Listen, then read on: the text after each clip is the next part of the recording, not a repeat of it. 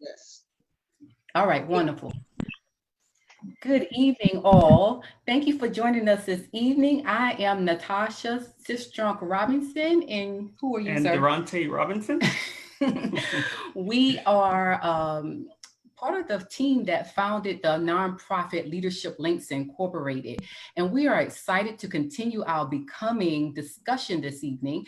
Tonight, we're discussing part 2 of the book, Becoming Us, and we're doing that with some friends of the Links Network and some friends that are in the Links Network. Before we get started, I want to thank our visionary, our virtual event sponsors for the night, who are also joining us as guests. So you get a chance to meet them really soon here. Dr. and Mrs. Hugueny, Andrew Hugueny. They are the president and first lady of Alabama A&M University. They have sent us a wonderful video I'm going to share shortly, but I want to take a few minutes just to share briefly about Alabama A&M. It is a historically Black college and university located right here where we are now living in Huntsville, Alabama. And we wanted to share the website so you can go and check them out. As you know, we are a leadership education organization. One of our core values is knowledge. And so we want to thank them for their sponsorship tonight, but we also want to encourage the support of our historically Black colleges and universities and encourage you to check out Alabama A&M University. So here's your opportunity to meet the Huguenys.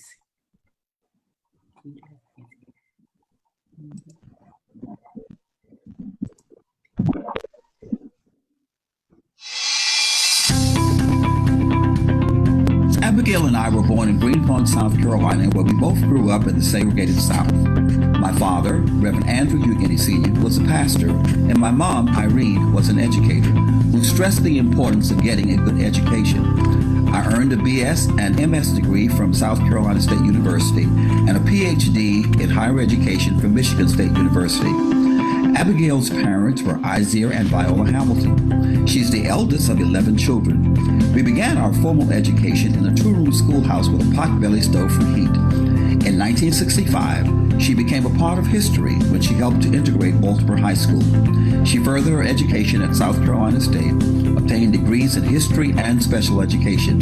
She's also received certification in special education from Michigan State University and the educational specialist from the Citadel.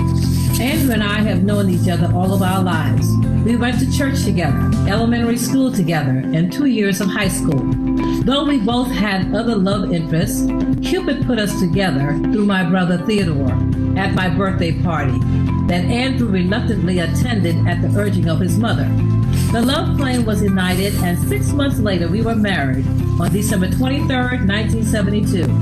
We are blessed to have 2 beautiful children, a son, Andrew Hugueny III, who is married to Karen, and a daughter, Akilah Hugueny Elmore, who is married to Quincy Elmore. We love our sons and daughters, but the pride of our lives are our 2 grandchildren, Amir and Nyla. They make the words ring true. Grandparents, so easy to operate, even a child can do it. Abigail is a 37-year veteran educator who has risen through the ranks from a teacher. Coincidentally, her first teaching job was at the school she helped integrate, to a successful administrator.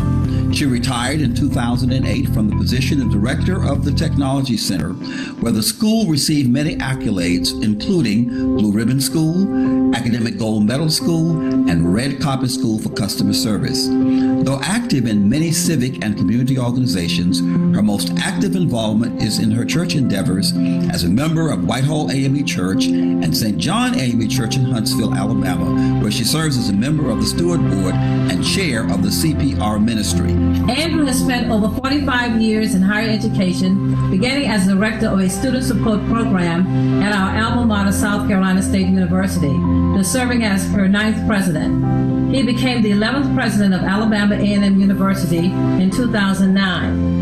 Among the many achievements during his 11-year tenure was the first ever capital campaign, which raised over $27 million, over a 15% in student enrollment over the past 6 years, and 2 record freshman class enrollments. leader in production of minority STEM graduates in the state of Alabama, securing a $96 million finance package from the U.S. Department of Education, constructing a new student resident hall, and investing over $40 million in campus renovations and upgrades. The successes achieved at Alabama A&M University would not have been possible without a loving and supportive spouse, a change agent in her own right. Abigail, serving as First Lady, established the Bulldog Pride Committee, endowed a scholarship of over $250,000 to the First Lady's Luncheon Program, endowed a scholarship of over $125,000 to the Normal Light Walkway Pavers Project, and developed Legacy Lake, honoring all First Ladies and the University Quad. Together, Abigail and I hope to leave a legacy for our children and grandchildren. Our marriage and our work are anchored in our tremendous faith in God. We strive daily to be, as James instructs, doers of the word. We are guided by my favorite Bible verse, Philippians 4:13. I can do all things through Christ who strengthens me. And my favorite Bible verse, Galatians 6:9, and let us not be weary in well-doing, for in due season we shall reap if we faint not. That is how we became the Huguenis.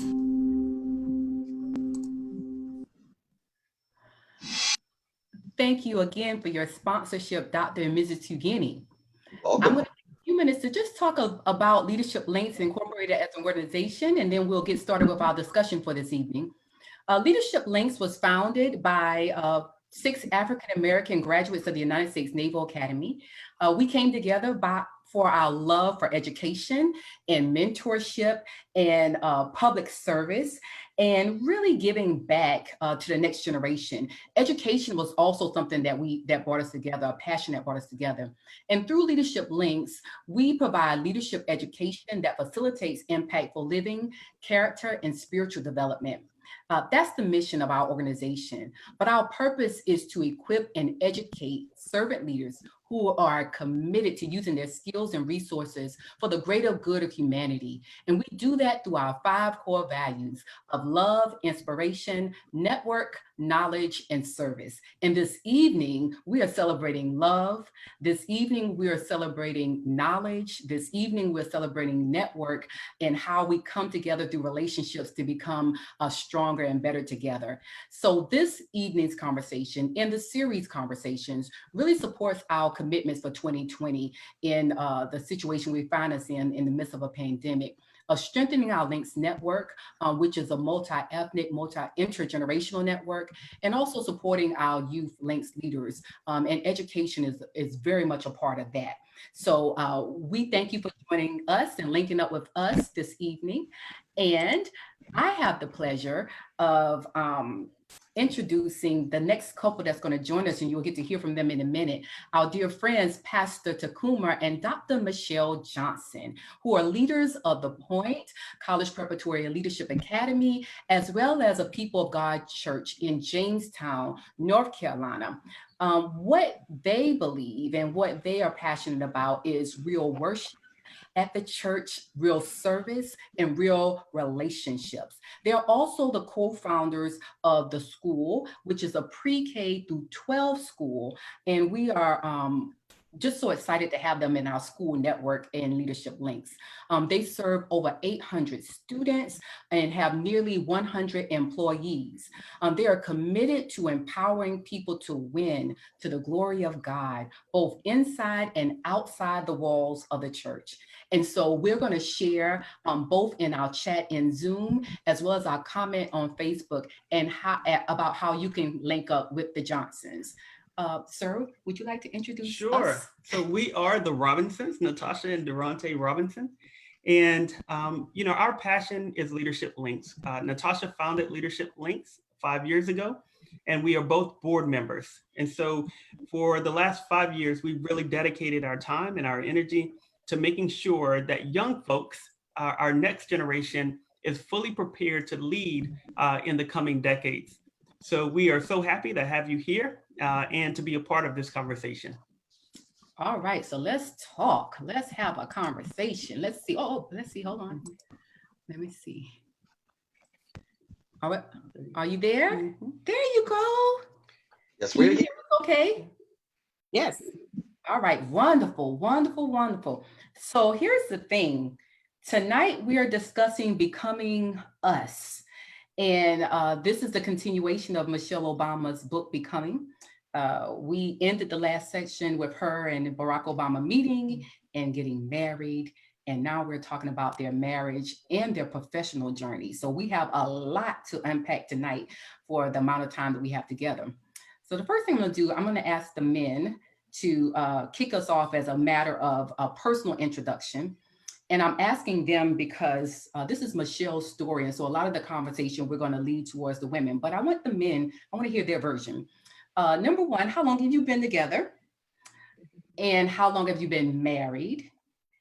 And what is your becoming us story, your personal becoming us story? Who starts? You can start. Sure.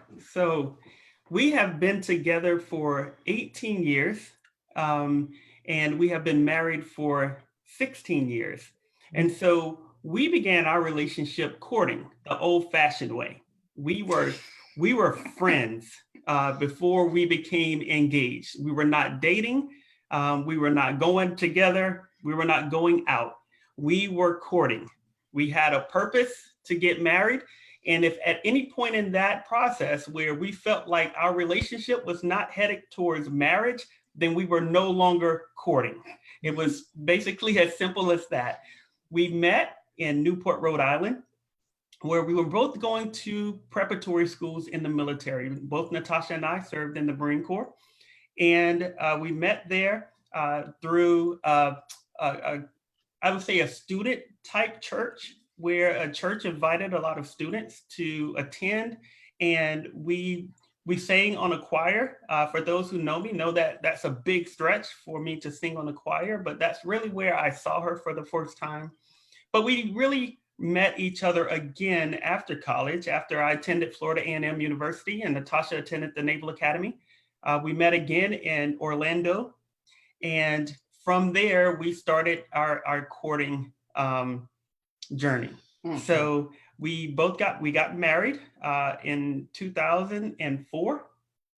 And from there, we have one daughter who just turned 13. She is a teenager.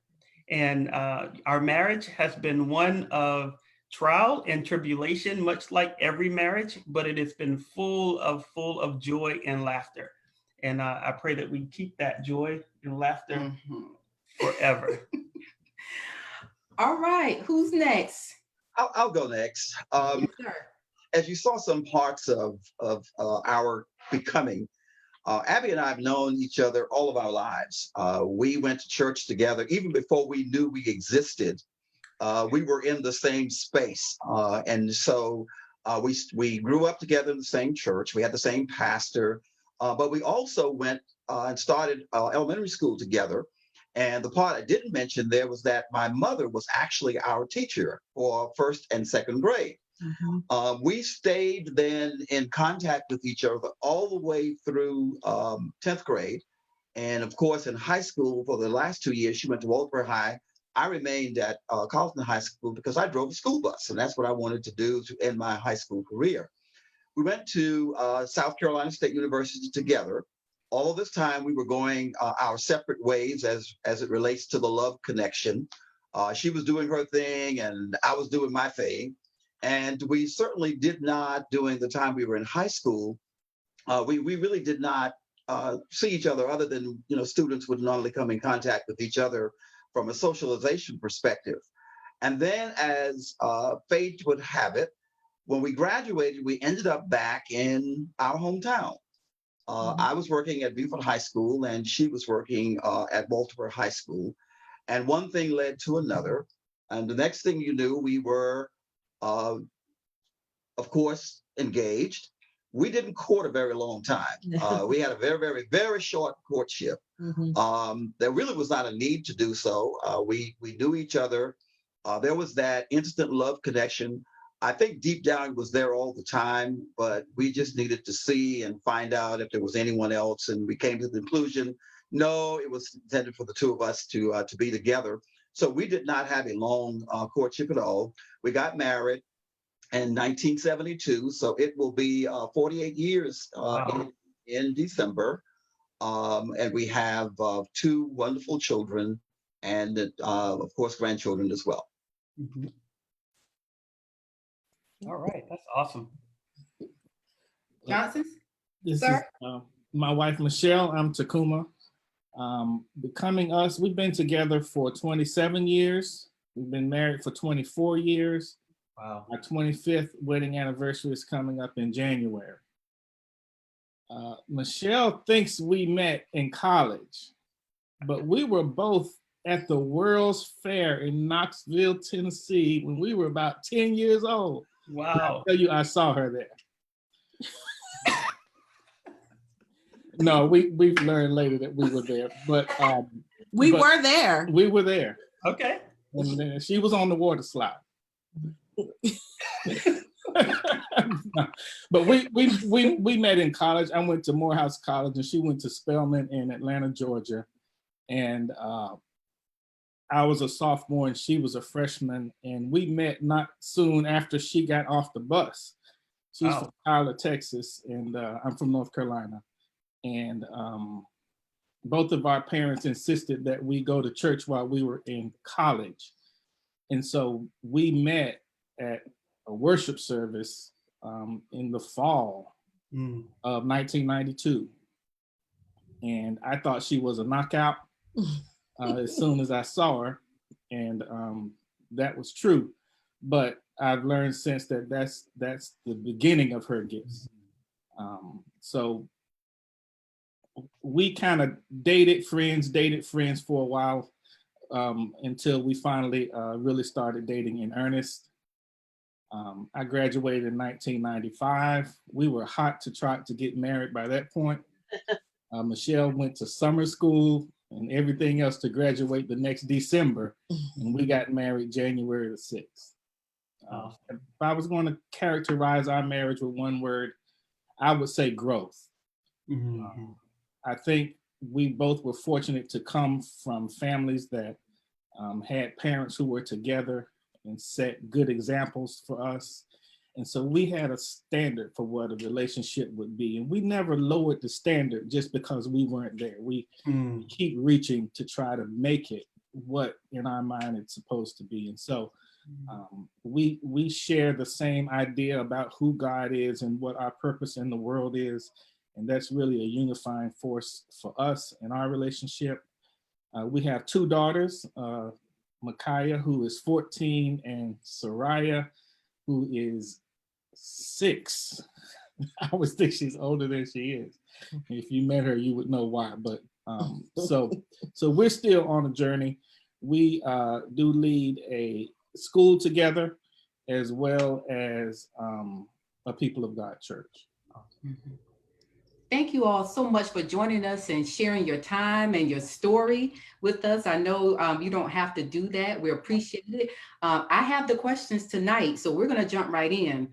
One of the themes we saw in the Obama story, which is part of the reason we invited you tonight, is the theme of education. I mean, it's just all over the place. I mean, both of them going to Ivy League schools, both of them coming from families knowing that education was important to set them on the path to obtaining their goals. One of the things that Michelle Obama wrote about her husband, and you might respond to this, but she said Barack Obama's money went largely towards books, which to him were like sacred objects.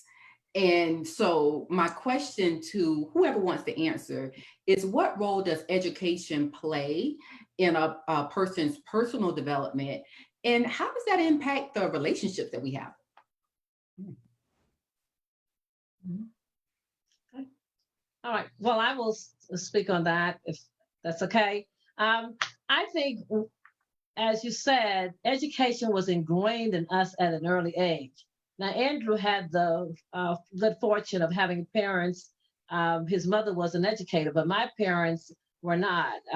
They were not educators, but they instilled in us a desire to become educated. And that's where it all started. It started in the home, and it was nurtured from there. So I think education plays a really good part in any relationship. That does not mean that every person has to be on the same level of education, but I think you have the same educational goals in mind. I think that is so important in any relationship and any growth and development in a marriage. I know it's a joke over here in the Robinson house because the joke is I'm bougie and I'm like, I'm not bougie. I'm like, you don't know what bougie is. Cause I tell him about stuff that other wives buy. And he said, well, you spend money on books. And I'm like, well, I do spend money on books. But I will say this too. I'm in a doctorate program right now. So I'm actually in my doctorate class this week. And one thing I've learned about the pursuit of education, no matter the age, so this is my 3rd degree, and that it's never really a good time to do it. And I think it's important to say that here because people, they'll always say, well, it's not the right time, or they'll wait for the time. And it's never really a good time to do it, right? There's always something that prevents you from doing it. It's kids, it's work, it's sick parents. It's always something that could prevent you from doing it. But I think the bigger picture for me and for us is, if that education is a part of the purpose that you feel called to, then you realize it's a decision you make, and you make, I guess, adjustments or compromises for as a part of your life and relationship journey, just like you do for anything else. I think you're exactly right, Natasha. What happens with education, like anything else, when you're called to do something, there is a preparation that needs to take place, and education today provides that preparation. Whatever walk of life we decide to go in, we've got to be prepared in order to do the job well. And so education is the preparation for life living and life learning and life giving. Mm-hmm. You know, education is extremely important to us. And I'm so glad that it is one of the things that drew us to each other. I joke with, you know, some women and talk, and it's not really a joke, but we dated in bookstores. We love books. We have, you know, we don't even have enough room or bookshelves for books. And, you know, so we are always reading, we are always learning, and we enjoy just being around each other like that. So that was important to me, to find a companion who also valued education and who could just sit, you know, on the floor in a bookstore and sit and for hours and read together and share what you've learned. The other part of it is, you know, I'm really inspired that having a school, not only are we educating the students, the scholars that we have, but when you're in that environment, the adults who didn't necessarily pursue their education like they should have or like they wanted to, for whatever reason, they're inspired to continue as well, because it is a culture, it is an energy, it's an atmosphere that says that learning is important and we are fully capable of learning anything. And so not only are my students, you know, learning and getting their degree and going to college, but the employees that we have, they are going back to school. They are getting advanced degrees. And I'm really proud of that, because I don't want, I really don't want people working for me and they don't get that inspiration to better themselves. So if you're listening, I'm proud of you for that. So keep that going. That's one of the things that we want to do in our community, is to really shine a light on how important education is. Yeah. And I think this is a good follow-up question too. One of the things I love about the Obamas and their story is, especially Michelle Obama, it's some of the choices she made, even professionally, that she was not just concerned about her own upward mobility, right? So she made professional choices that would impact the people that were coming behind her and the next generation. And I really appreciated that about her. We obviously at Leadership Links, that's one of the things we do. We're committed about raising up the next generation of leaders. And so the questions I'm going to ask to whichever of you want to answer is, how is it that you seek out young people of promise. I would say even young leaders of promise, because you do that in hiring, also in selecting of student population, to create opportunities of learning for them. So how do you seek out those people? And then why is that intentional work important to provide those opportunities for adults, but also for the children that attend your institutions? Well, I'll take a stab. Let me begin first with my leadership team. And if you've seen my leadership team is unique from the perspective that they are young people. When you leave Andrew Hugueny, you've got a 20-year gap between Hugueny and the next oldest person on the team. And it ranges down to the youngest being in the early 30s. That's intentional. It's intentional because I clearly realize, and all of us need to realize, that at the end of the day, it is what you do for the next generation and providing and creating those leaders that's going to make a difference. We're not going to be able to be in these positions forever. I was fortunate when I went to returned to South Carolina State that someone gave me an opportunity for a position that if you looked at my qualifications, I should not have had that position. But that person saw something in me and was willing to take on the opportunity of developing my leadership skills and my administrative skills. And so I've made a lifetime commitment to doing the same identical thing with those people that I have the opportunity of, giving them a chance. And I can tell you that I've not been disappointed. They have risen to the occasion and they've made a tremendous difference. So it's important that sometimes you have certain criteria you're looking for, but you look beyond that and see whether or not the person has the initiative, the dedication, the willingness to do the job, and whether they are willing to always learn and improve as they move along. And if they're willing to do that, give them an opportunity and you'd be surprised at the difference they will make. Yeah. I love that. And that leadership development is so important, right? And the access and opportunity is important. And this is kind of one of the works of our historically Black colleges and universities, that they provide that opportunity for access and education that some other institutions might not provide. And in addition to that, I would say a safety, right? A safety, a place where they can grow and be affirmed in their full identity as they're getting those challenges as well. Johnson? Yes. So I tell people all the time that, the word of God says that your gifts will make room for you. And so many times we rely on our resume to do that work. And so I try to look at gifts in the resume, right? So because you can come with a good resume, but you're not gifted in the area, you're not passionate about the area. You just went through the motions to get the credentials on the paper. And if it's the right person who has the gift and who has the integrity, then there will be room for you. And so that's one of the things that when we're working with young people, and in particular looking for, girls for a mentorship, or young men, he works with a young males group, I work with the young women. We talk about your gift.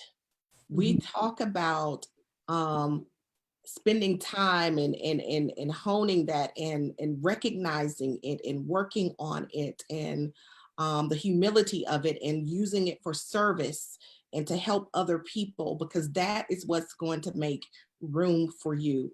In addition, you get the degrees, you get the resume, but we cannot neglect the gift. So that's how we seek out for those who are ready to explore that gift. I also do that in terms of employment as well, because you can tell when they come, and if they're hungry for that, they're hungry to grow in that gift and to learn, humble, hungry, and smart.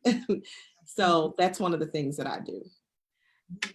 I like you said multiple times, Dr. Johnson, humble. And one thing I like to say is it's important to have a teachable spirit.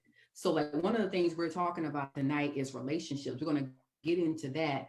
but I find it, you know, if you have that teachable spirit in education, if you have that teachable spirit in your professional career and your work, you'll also have that same teachable spirit in how you're cultivating relationships that are healthy or not. And so I think that humility is very, very important and having a willingness to learn and grow is and that's what education is, right? Having a willingness to learn and grow. So that's very important. Let's get down to it about some relationship stuff. What we bring to our becoming us stories. So one of the things Michelle Obama wrote about Barack Obama is that he'd grown up in a far less stable environment than she had. So she came from a 2-parent household.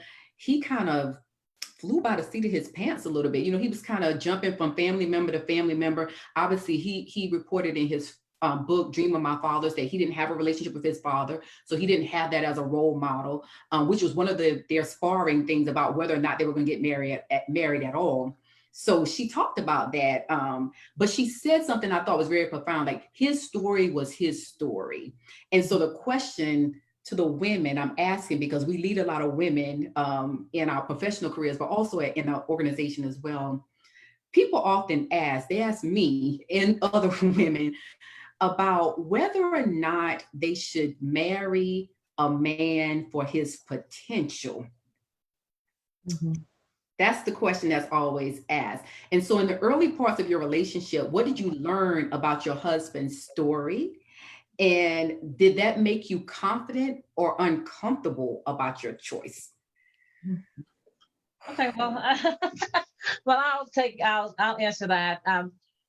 Because Andrew and I knew each other, it was a lot that I had already learned about him. He was smart, he was driven, he had a sense of humor. That's the known. The unknown was how were we going to develop a lifelong marriage together?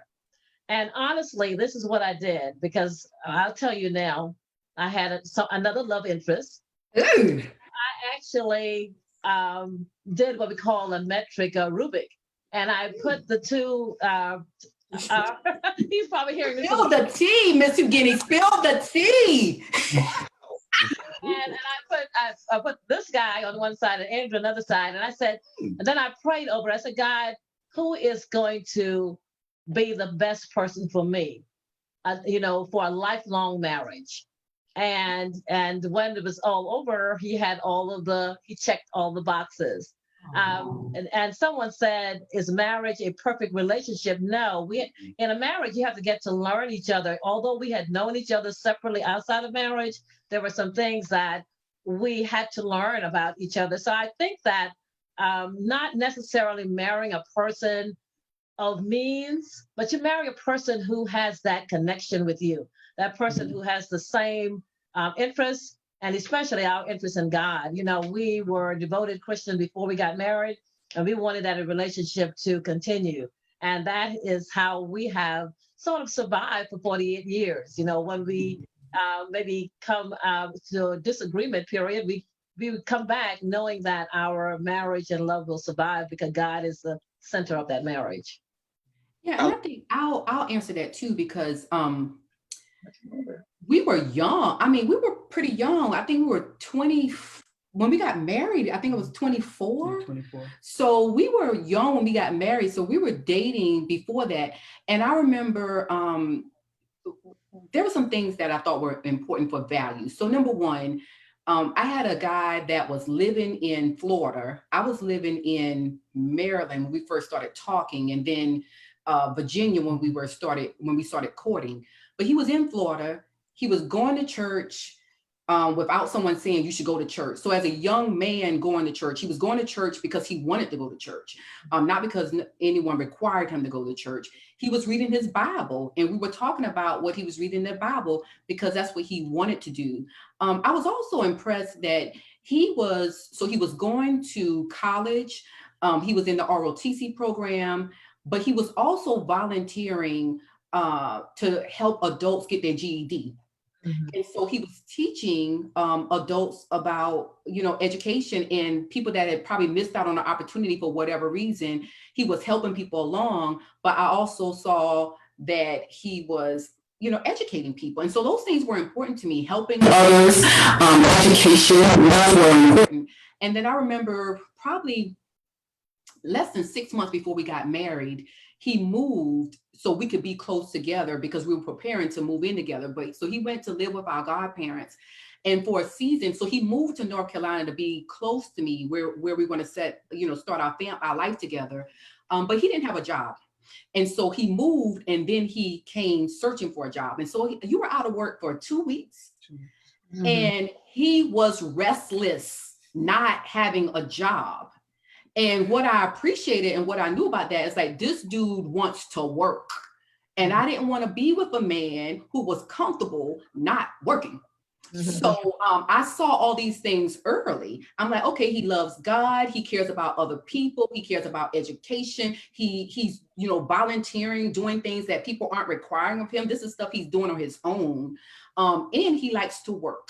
And so all those things was important. And that made me feel good about the choice I made in a partner. Mm-hmm. That's the same, Natasha. We grew up again with similar backgrounds, 2-parent households. We actually grew up in the same church, non-denominational background. So a lot of similarities in terms of community and those types of things. And then we met in college. So there were some familiar things there. But I also knew that I didn't really look at potential, so to speak, because being reared in a home where I had a father who worked, who was loyal, who was present, it was just the expectation. And so it wasn't like, does he have the potential to work? Does he have a potential to be loyal? Does he have it wasn't like that. I mean, that just wasn't part of my world, and it wasn't going to be, it wasn't an option.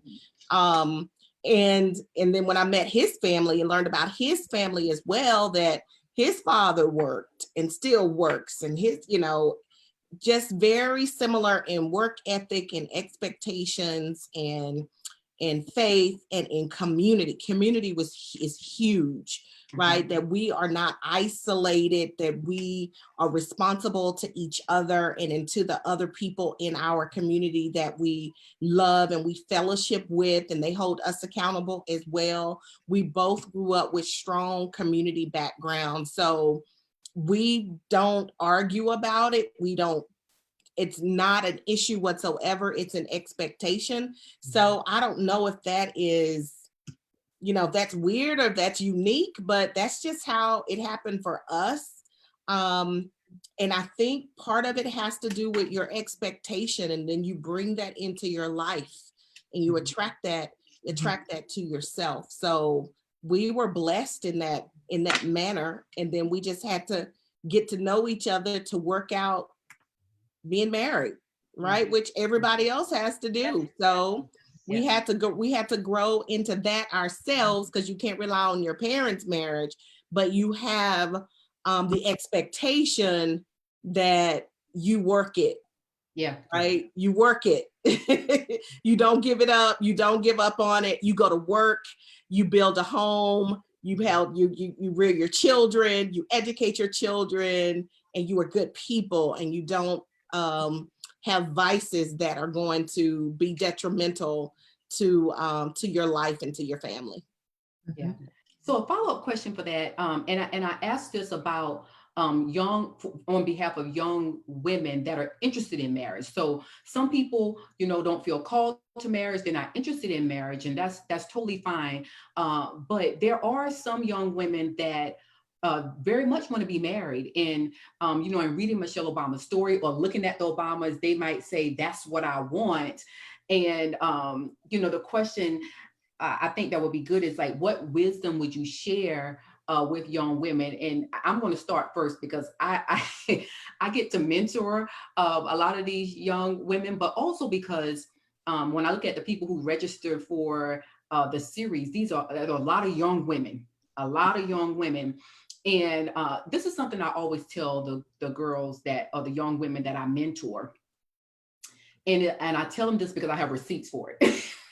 Like, it does not take a man a long time to figure out what he wants, right?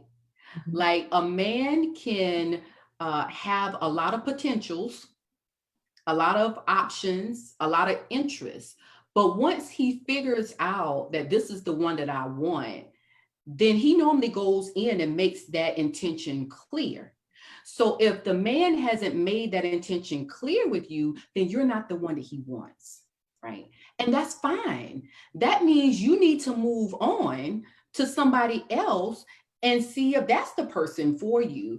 Because what I hate to see, and I joke about this, but I'm halfway serious, right? Girls in relationship for 5 years and 6 years and 7 years and not married, but they want to be married. And I say to these young 20-somethings, why are you wasting your best physical years on somebody who's not going to commit to you? Like, those are years you're not going to get back. So that's my advice to women. It's like, if you know marriage is what you want, don't waste your time in relationships with somebody that doesn't want the same things that you want. Yes. What advice you have, ma'am? Well, I agree. I really do agree, because I don't think, as you said, Natasha, it takes that long to figure it out. And I feel the same way. And if I had some advice, and I do give advice to young women, if they ask for advice, I do give it. But one of the things that I want young women to understand, and I'm very serious about, when I say this, sometimes we want a pedigree. We want someone like, that doesn't exist. Sometimes we want to create this person in our minds. But I also tell them that if God has given you someone, and don't be critical of that person that he has given to you. Work with that person and talk and sort of develop that relationship, because sometimes we miss the person God has for us because we want something different. We are looking for something different than what the person has to offer at that point. And I know that the successful marriages have worked when people have not been, say, for instance, have a doctor behind his or her name or whatever, but they have that relationship are based on a set of values, and they make the marriage work. Right. I'd always direct young women to work on their core and to discern as best as possible if his core aligns with your core. Because some people can spend decades trying to get that core to align. And, waiting because they see potential or they want potential, and they're waiting. And the core it's like the core of a piece of fruit. Whatever that core is going to produce the fruit. And if that core is not in alignment, it's not going to produce the relationship that you are hoping for. So learn that early on, is to search your core. That's one of the things that really helps us, is that our cores are very similar, our values, our foundation on the inside, so that whatever happens on the outside, we're able to withstand it, and we're able to center ourselves back to the core. But there are a lot of young women who are looking at the fruit on the outside or trying to patch it up and trying to, we're not raising anybody. You're not raising anybody. They should be an adult. They're not a son. They're not a little brother. They're not a little boy. You're not raising anybody. You're not, and at that point, you're not even a helpmeet, right? Because you're not married. So I help my husband, right? Because we're married. But if I put myself in the role of helpmeet, come on, somebody, married, right? I'm just gonna I'm gonna be always putting band-aids on stuff and trying to help him, you know, get to where I need him to be. There are a lot of wonderful, excellent, wonderful men out there who are working on themselves and who are doing awesome things. So this is not a put down for men at all. But just for the women young women who are seeking and searching, work on your core, make sure that it aligns with his core. And like you said, it don't take all that time. It really doesn't. And don't be afraid to be alone. Come on, somebody. That's a word Don't today. be afraid of that. It's a word today. Love yourself. Amen. Love yourself. Get you some girlfriends, get you some sisters. Come on. And speak well of each other, and speak well of men, and speak well of community, and speak well about life, and that you will attract that to yourself. But if you are operating like a mother figure, or like I'm gonna fix him up and I'm gonna get him ready and all that kind of stuff. But I think that's also one thing, what you're talking about, Michelle, that the Obama's model as well, like they have great extended family relationships. I mean, it's very evident. I mean, they took these people into the White House with them, right? And they would not have done that if those relationships had not been solid before they got there. And so I think that's another thing. They model that community, that extended family, the people that love yourself. So you attract people who love you, right? I always say you teach people how to love you. Yeah, you teach people how to love you. And so, all right, man, I'm coming for you. Let's get it. What do men need in a relationship? Let's talk about that. So one of the things she talks about is annually they will go to Hawaii to visit his mother before she passed away, and then his grandmother. And she said that when Barack Obama was in Hawaii, he was at home.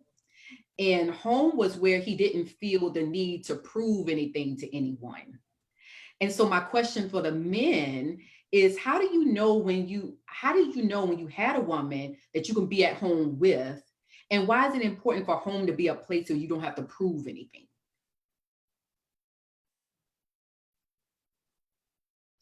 I'll jump in first. Because you kind of steered the answer to the question, so I'm deciding if I'm gonna go down your path or take another one. But you know, this world, and I'll probably everybody, but I'll speak to what I know, which is Black men, puts us to the test on a daily in a very vicious way. And I know Black women get put to the test. It's not a comparison. I'm just talking about men right now. In a very violent way.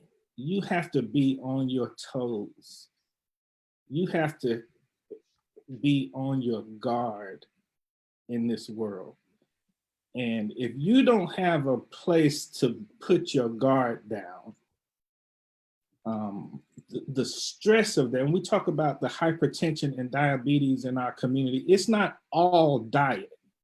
It's also stress and pressure that accumulates over time that becomes so normal that you don't even realize how stressed and under pressure you are. So to have a place,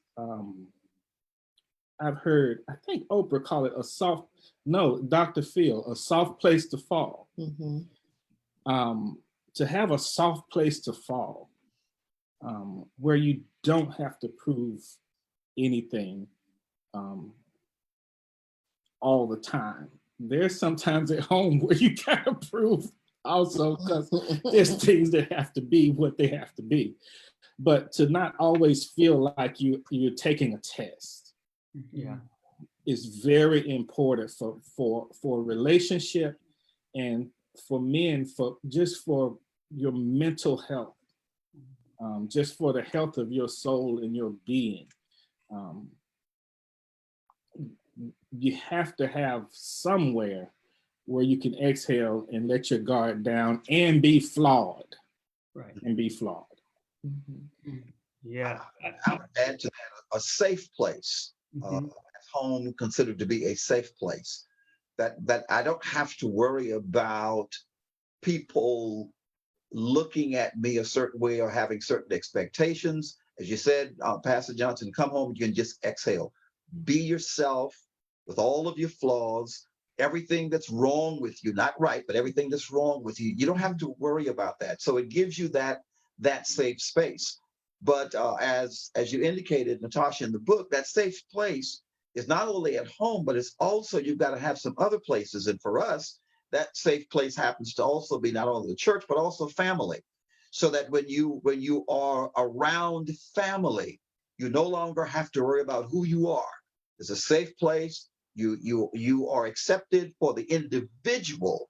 One of the things that I have always never been concerned about is whether someone uses a title with me or not.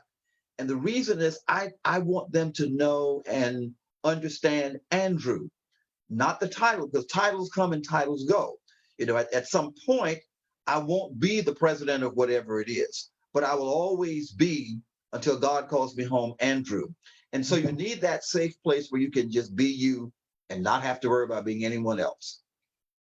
Yeah, I think that's so important. I felt a lot of what you were saying, Takuma, as far as there's so many pressures in the world right now, especially for Black men and Black women.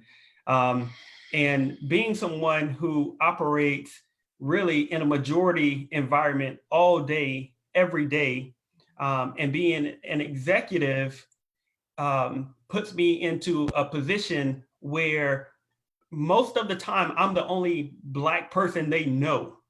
And certainly the only Black person that they know that's in leadership. And so each and every day I have to be cautious of what I say. I have to be cautious of what I do. I have to be cautious of how I look.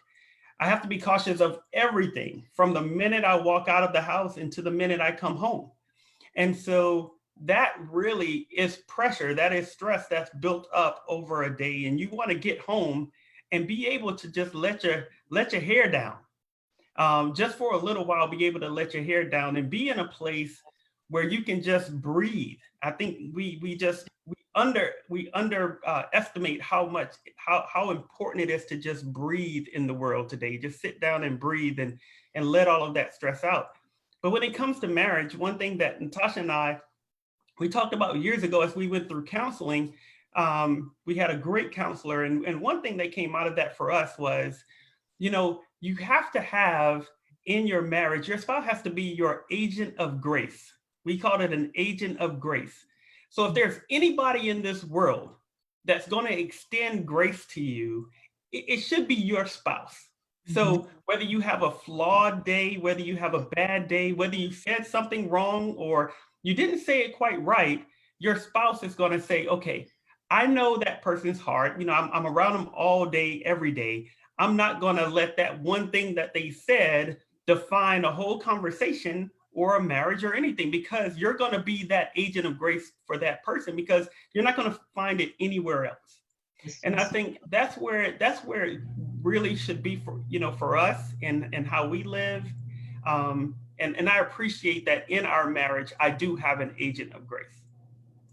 Amen. Natasha, let me just add to that. I think you brought up a wonderful point about marriage counseling, and that's also a part of the Becoming tour and the book as well, and documentary, where Michelle Obama says, yeah, we had to go to counseling. And she put it out there, not like it's a shame, not like it's anything that she needs to keep hidden or anything like that. She put it out there, and I was glad she did, because we have to remove the stigma of therapy and counseling in our communities. We really do. We've been to therapy individually and collectively. And I believe once people start to do that more, they will realize how beneficial it is, because not only is it a place just to reconcile and to work out things, but it could just be a place to breathe, be a safe place to talk, right? A safe place to get things off your chest and to grow and to do some internal work. So want to give props and a shout out to all the therapists out there, because in this country, in this world, you're gonna have to work on your mental state. Yeah. In your heart and your soul. And it doesn't say anything about, you know, that you don't have faith or you don't have a pastor. And yes, you can pray, but you can also work on your mind and your heart and get strategies for surviving emotionally. So here's the thing. I already have questions coming in, so let me take a break so you all can grab a water real quick. I'm gonna do some announcements for a few minutes, and that way I can gather all the other questions that are coming in and review those. And then we'll take about 10-15 minutes for questions before we close with our creed and stuff. So let me go to share our thing. The first thing I'm going to do, I am going to share our organizational video, because sometimes this is people's first introduction to Leadership Links as an organization. We want you to know who we are, what we're about. I'll tell you some things we have coming up and how you can join us and link up with us beyond tonight's event. And then we'll come back to do a Q&A before we close with our creed.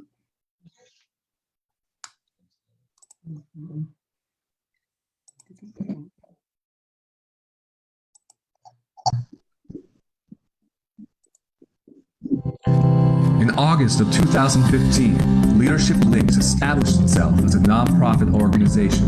From what began as a yearning desire to encourage, equip, and mentor both aspiring and practicing leaders, would flourish into community building, mentorship, and spiritual enrichment, driven by its mission to offer leadership education that facilitates impactful living, character, and spiritual development. Leadership Links guides others in developing and refining their best selves. It's important for her to be around like-minded individuals where she can feel free to express herself and not feel uncomfortable about being a leader. And I just appreciate everything that this program has done for my daughter. Dedicated to connecting people with purpose, Leadership Links delivers leadership training, conducts summer programs, hosts networking events, and establishes impactful mentoring relationships to slingshot people towards their goals. Making an impact on those around you is inevitable, especially when giving the right combination of love, inspiration, a strong network, knowledge, and a heart to serve. This is who we are. It's what we do. It's why we exist. With inspiration, Leadership Links taught me how to be confident and when I take a different path than other people. And I actually found out that I inspire others when I go my own way in life. I love to volunteer in my community, and Leadership Links has helped me and connected me to other volunteer services. We believe that this was ordained by God. We are in partnership with some wonderful people who really have a passion and a thirst to see the youth in our community reach their dreams, walk in their purpose, and to really grow and to fulfill their potentials. Here we're able to express ourselves freely in the no judgment zone. We're able to share ideas and be able to bounce ideas off of one another to not only make ourselves succeed, but others as well. Grounded by desire to serve, its founding board members are all military veterans who find that service is just as important, in or out of uniform. It's about all of us pushing ourselves to give our very best of what all of us have to offer to make our children better and to help their dreams to come true. God is the one who created us in his image and for a purpose. And in knowing him, our Links leaders can walk in purpose and learn how to love others well. Sometimes it appears that there are plenty of reasons to feel doubtful about humanity, but there is a light. There are people devoted to helping others, teaching others, and believing in others. Be a part of the good going on in the world. Join the network. Provide support. Lend your time. Change a life. Link up.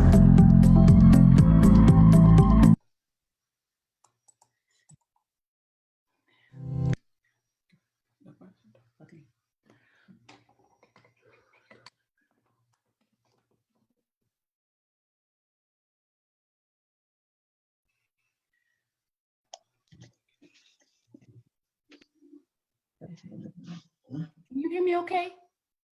Yes. Yes. Wonderful, wonderful. Thank you so much. So we want to make sure that you're aware of our upcoming events. So we'll be wrapping up the Becoming discussion next week. And we are excited because we'll talk about section 3, Becoming More. And we have some fabulous Black women leaders in some of the areas we try to put before our young people. So one of them is a hidden figure from, you may remember that from the movie or the New York Times bestselling book. So we definitely want you to join us for the last event. Also, we're going to continue our book discussion series next month, starting the second Thursday in July. And we want to make sure that you have access to our customized bookstore that's available for the rest of the month of June and July. And you can get a 40% discount on purchasing that A Sojourner's Truth book or any book in our customized bookstore for the rest of the summer. So we want to make sure that you have that. Here's our lineup for the Sojourner's Truth book discussion. We'll be discussing all 4 parts of that book, and we want you to join us. If you've already registered for the book discussion for Becoming, you do not have to register for A Sojourner's Truth. We're going to just have everyone who registered for this event be able to come to the next series as well. But if you know people that will be interested in joining us for this series, encourage them to go to our website and register, and we'll be sure to get the invitation information out to them. We are a praying community. We are a network that prays together. We do that every month on the 3rd Saturday of the month. So you have an opportunity to join us for prayer this Saturday from wherever you are. We always use the same dial-in information, the same number, and the same code. And so we would love for you to join us for prayer this month as well. And then just real briefly, I want to let you know some of the things that we still have going on in our organization. So we are still committed to our core value of knowledge and working with our young people. So we're offering virtual mentoring for our high school students. We're linking up with them, all of our students, our middle and high school students over the summer, as well as providing them some academic support for tutoring and stuff in the summer. And we are also preparing for our mentoring program launch in the fall. So we'll share some more information about that. I also want to let you know that we have an event coming up next month on July 7th. I want you to mark your calendars.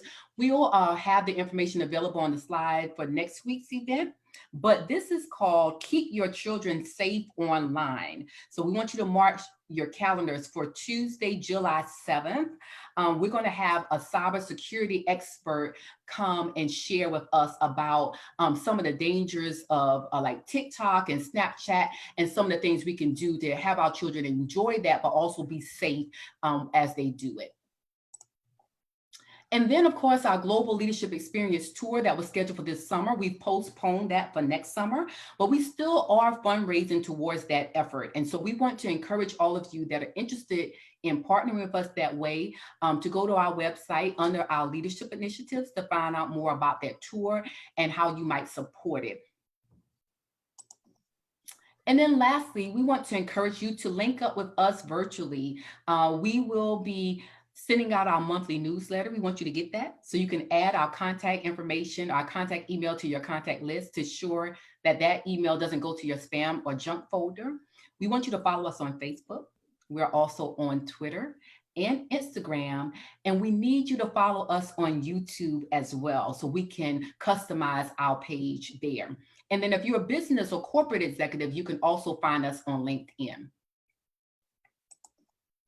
And then finally, we just want you to know there are ways that you can partner with us. If you want to volunteer or become a mentor, we have what we call a service opportunities tab on our website. And you can just fill out an information form. And as you fill out that form, we'll have someone follow up with you as we're planning initiatives for the fall and beyond. Okay, and these are some of our organizational needs. The last thing I want to share is that it's very important. We are a young 501c3 nonprofit, less than 5 years old. And so it's really important that we have people link up with us for financial support. And right now this summer, we have an initiative. We're trying to get 100 what we call Links ambassadors. These are people that are committed to give a recurring donation of $25 or more a month. And so we want to invite you to partner with us in that way. And if you have any of these skills, roles, and responsibilities that you can you maybe partner with us in, then fill out that volunteer form and we'll have someone reach out to you. So that is what we have for that. Let me stop sharing. And we have some questions from our audience. So we'll do that, and then we'll close with our Leadership Links Creed, which is what we do at all of our events. So first question. Okay, we have some questions coming in the chat of Zoom as well. Okay. The first question I have here is, we talked about education and faith.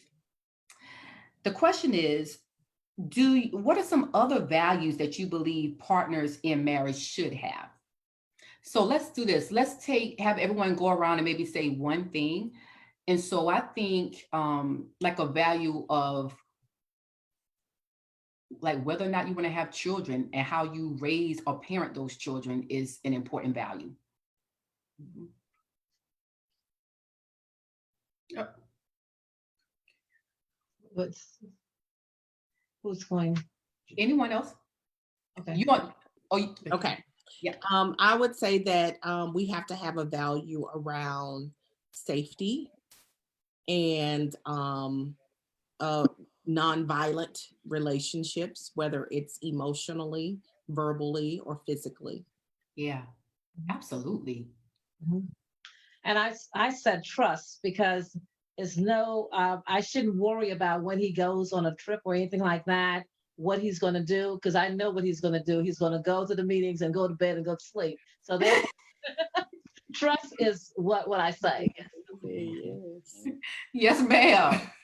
A value around understanding and forgiveness. Yeah. Understanding and forgiveness. I would definitely echo that. And for us, it's I know it sounds silly, but humor. Like, you know, life is really, really hard, and you need somebody that you can walk through life with and laugh and enjoy each other. Mm-hmm. All right. Question number 2. The Obamas share some of their early conflicts as a young couple, particularly with her having a hard time being a young mother. And I would say even before that, the infertility and then the miscarriage. And so there are a lot of things there. Feeling like her husband had the same responsibilities and commitment, not feeling like her husband had the same responsibilities or commitment to parenting. And what are the healthy conflicts? What are healthy conflicts in marriage? That's the question. You say what are healthy conflicts? Yeah, what the question is, what are some healthy conflicts in marriage? Yeah. I think as long as it remains non-violent and non-demeaning, any conflict can become a healthy conflict. Mm-hmm. If you commit to working through it. And just the same, any conflict can become an unhealthy conflict. Either if it becomes something that's a threat to someone's safety, or if it becomes a situation that makes people give up. But no matter what the conflict is, it can turn around and work for the good of the relationship if the couple is willing to keep working through it until that happens, and to work through it in a way that doesn't violate the humanity of the other person. Yeah, and I'll speak from the first part of the comment leading into the question of, you know, having gone through difficult things in marriage. I mean, so we've had we lost our first child in a late into the pregnancy, and that was one of, you know, many hardships we've had in the marriage. But what I realized is that especially about just learning how to be married. So we're people of faith and we're Christian people. We read the Bible, and so there's a lot of language in there about us becoming one.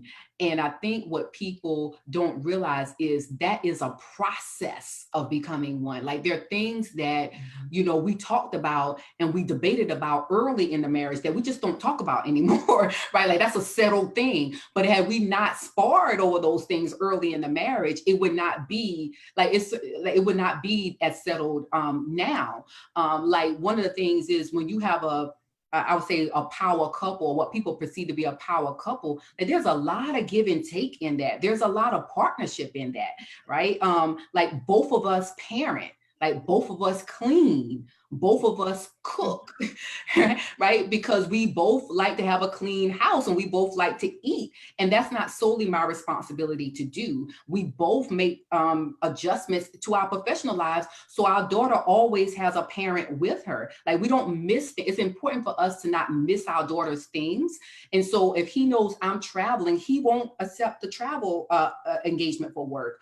Or if I know he has to travel, then I know there may be things I had planned in the evenings that I have to adjust so I can be available to our daughter. And so those are things that we are able to work through because of our values. And there might have been conflicts early because of unmet expectations. But once we move past those expectations we had in our mind and say, what is it that we need to do to make this work for us? And the things that we want for our family and our marriage, that's when we start to see some fruit of that conflict. Okay. Question. Can I add? Can Yes. I add one thing to that? Go ahead and add. One thing that really changed our marriage, it was counseling, of course, and it's also how we were brought up. I know we had an earlier discussion about, you know, how we are brought up, our families when we first, you know, as we get married. And you both have shared, you know, some wonderful stories about, you know, having two-parent homes and, you know, growing up together. And I think that's great. But in me and Natasha really didn't have that. So I did have that. Well, I said me and you. So you had that. So growing up, I did not have that two-parent household. We grew up very poor, and I grew up very alone. And so, and growing up very alone and very poor, even though there was not any abuse, there were still seeds planted along the way where that state of being alone really, you know, is really planted deep. And so growing up, you start to have expectations. If I get married, because there was nobody in our family that was married, right? If I get married, this is what I want. This is what I want out of marriage. These are my expectations. And so I really put Natasha in a really, really bad place as we were married, because I had all of these expectations that you don't see until you get married, right? It's not in the courting period that those seeds started to blossom and bloom. That's not where they came out. They came out once you're married, once those seeds start to really germinate and grow, and you're like, oh my goodness, what you thought were going to be flowers in your mind, they really became weeds that was really choking our marriage out, because there was no way she was going to, you know, reach those expectations that I placed on her. And so we read a book called What Did You Expect? It's a great, great book about marriage. And it talks about once you get married, you have these expectations that you really need to talk through and understand. And counseling really helped with that. But, you know, you have to really understand the expectations that are placed on your spouse so that you can then talk through those expectations and start to tear down those weeds that were planted long before you got married. That's good. A word today. A word today. Whew, child. We got flowers now. Amen. So I think we have time for one more, I think. So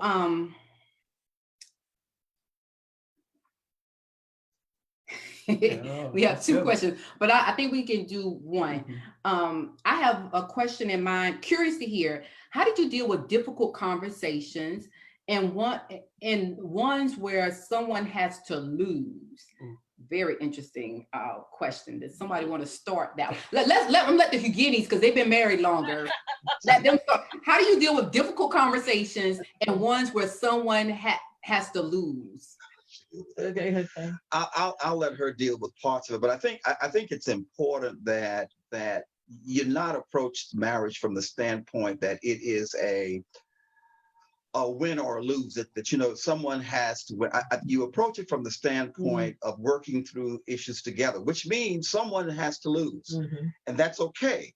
The difficulty comes when no one is willing to lose, and you put your foot down and say, well, I'm not going to give on this. That's when the difficulty becomes in a marriage. Understand that sometimes you can be right, but right is not what's important. What's important at the end of the day is, what does this do for the marriage? What does this do for the relationship? I use an analogy a lot of times in the work environment, but also it's true in the marriage.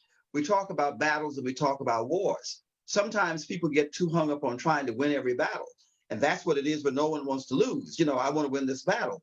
But the war is what's important at the end of the day. And the war is that marriage and the love and the understanding that's there. So yes, you lose a couple of battles along the way, but at the end of the day, you win that war, which is a marriage that sustains itself over time with love and understanding. And then the difficult conversation, I'll let her talk about that aspect of it. One thing I've learned about Andrew, he's always right. I don't know how he always wins, but he does win. But one of the things that we struggle with as a young couple is, budgets and finance. He always operated on the budget. If he had $75 for grocery that week, that was $75.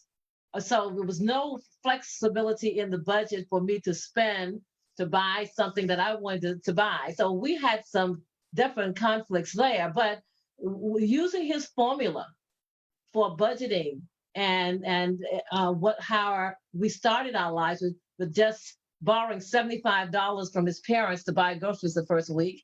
That's the first we ever borrowed from anyone except to buy a car, a house, or something like that. But his strategy has worked, and that's what I had to lose to him. That I'm a risk taker, so I would probably put half of our money in stocks. He's not. He's a very, very conservative investor. So that's just one of the many maybe conflicts that we have had. But he has. I'll give it to him. His strategy has worked. We tend to look at it, or I do, in a sense of, being one, and which is also, it's a process, but also a decision. Yes. And it's a faith decision. It's a faith walk to be one. So, if we are one and one person is right, that means I'm right. If he's right or I'm right, that means he's right. Because we are one and we win together. That's in a marriage, you cannot have one person winning and the other person losing. That's a recipe for disaster. Yes. That's when people start keeping score. You cannot keep score. Well, I'll let you have it this time and I'll let you, no.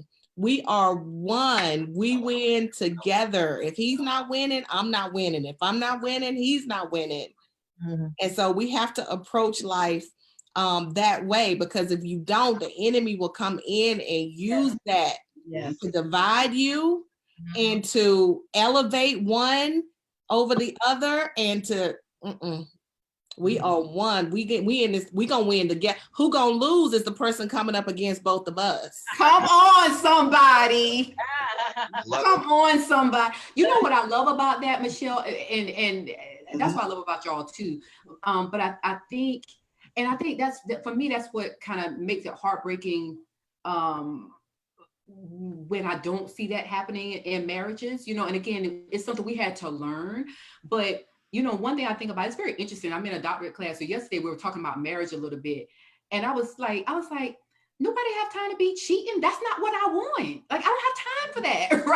Right. And I think that the main thing is that this is a person that I've chosen, but it's a person I continue to choose. Right? Like, it's the person I continue to choose. This is the person that I've chosen and continue to choose to build with.